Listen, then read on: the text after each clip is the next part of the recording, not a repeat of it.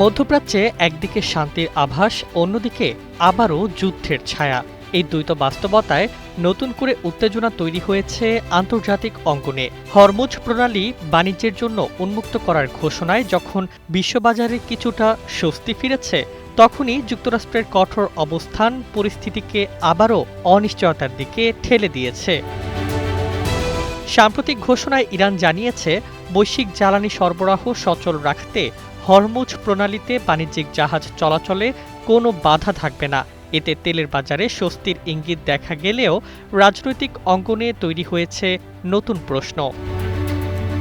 একই সময়ে যুক্তরাষ্ট্রের প্রেসিডেন্ট ডোনাল্ড ট্রাম্প ইরানের সঙ্গে চলমান যুদ্ধবিরতি নিয়ে কঠোর অবস্থান নিয়েছেন।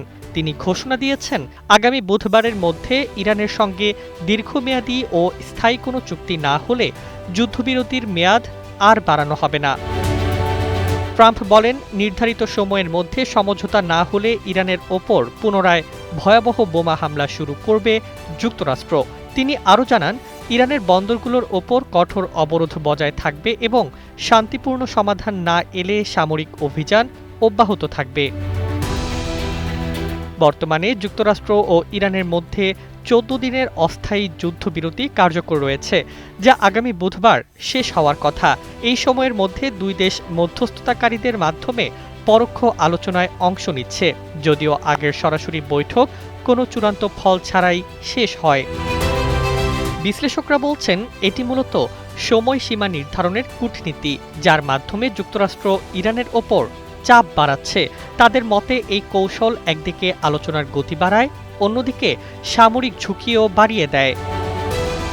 পর্যবেক্ষকরা আরও বলেন, হরমুজ প্রণালীর সাম্প্রতিক উন্মুক্তকরণ যেখানে বৈশ্বিক অর্থনীতির জন্য স্বস্তির বার্তা দিচ্ছে, সেখানে ট্রাম্পের এই আলটিমেটাম পুরো পরিস্থিতিকে আবারও সংঘাতের দিকে ঠেলে দিতে পারে।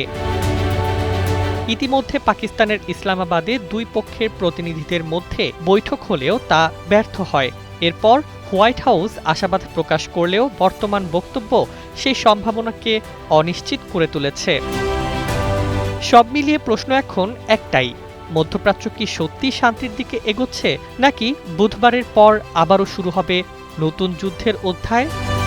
News desk, 21 television.